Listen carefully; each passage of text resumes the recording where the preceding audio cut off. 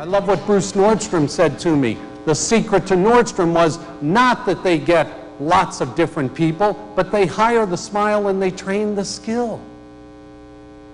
He said to me that once you get people, you get the baggage that comes with them as well. So you have to hire the smile and train the skill. Once people bring a positive attitude to the workplace, you can teach them anything. But if they bring a toxic attitude to the workplace, it's going to kill your customer satisfaction index. It's going to drive your customers out the door. Help your people fail forward. Why do we set our people up for failure and then beat them up when they fail? We have to be able to help our people understand that we in management are responsible for their success as well as their failure. And then lastly, reward results and recognize everyone's effort, because it is ultimately a team. And you can't do it just by yourself.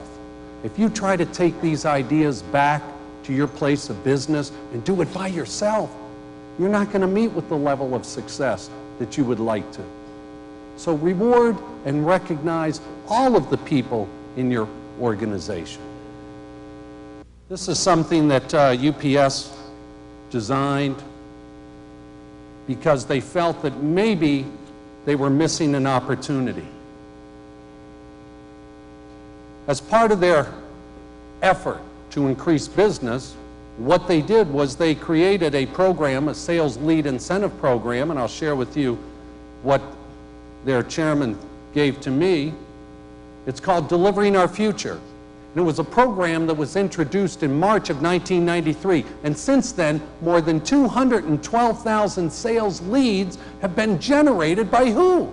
By the UPS drivers. They're closest to the customer. The success rate for turning those leads into new customers is 43%. 43%, just by having their drivers go out and talk to customers and generate new leads. And guess what the dollar figure is in terms of new business to UPS? Over $60 million, simply by asking customers, do you have some referrals? We want to expand our business base. Help us grow our company. That's what customer affection translates into. You've got to be able to go to your customer base who you've performed for and ask them to grow your business. That's the kind of success story that I want you to be thinking about.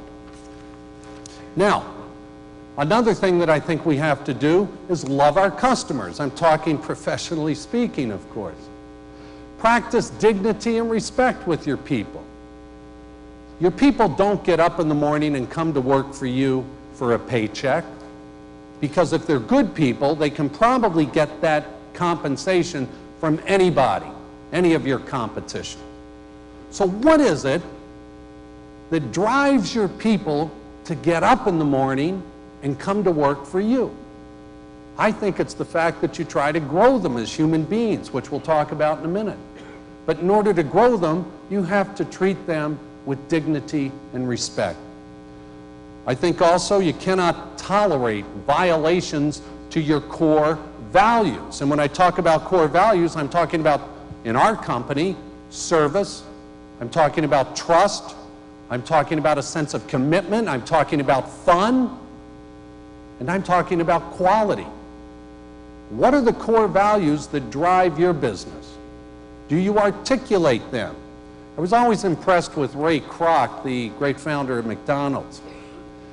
Ray Kroc, you'd engage Ray Kroc in a conversation, you could be talking about the Chicago Bulls for all he cared, and he would automatically say, you know, that reminds me of our core values at McDonald's.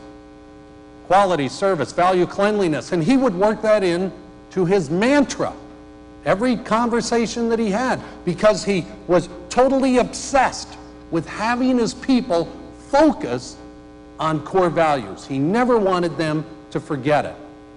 I like what Bob Waterman said about his experience at McKinsey & Company, excellent consulting firm. He said, you know, when the leadership changed, We got away from the old speech that one of our founders used to give year after year. He changed the stories a little bit. But we got away from hearing about the core values. And once we got away from hearing about the core values, we began to get away from the core values. And so you've got to drive those core values throughout your organization. And last, celebrate those who practice the ABCDs of service. What are the ABCDs? It's above and beyond the call of duty. Celebrate those people who go above and beyond the call of duty for you.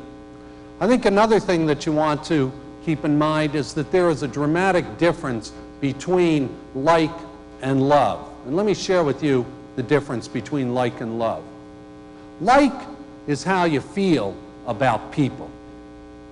It's also how you feel about your pet canary. But love, you see, love is how you treat them.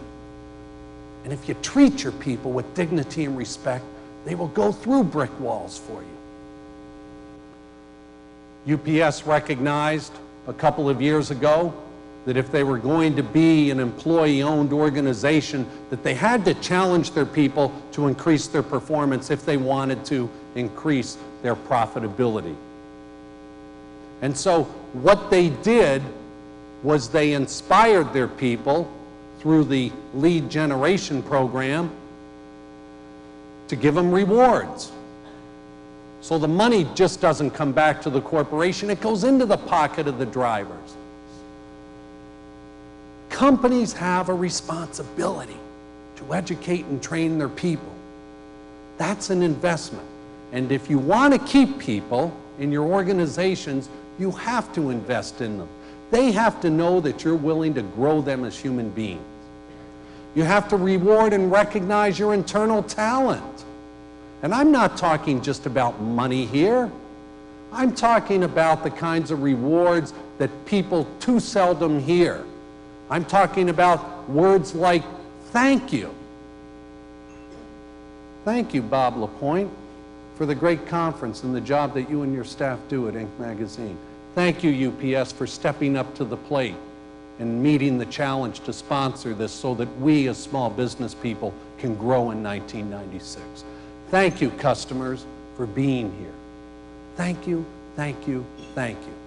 I guarantee you that if you go to the phones during the break and call your office and say to your people, I just wanted to call and thank you for holding down the fort while I'm here in San Diego suffering through all of this rainy weather. Now, half of you would get this response. Who is this? Is this a prank phone call? Thank you. Thank your people and let them know how much you really care about them.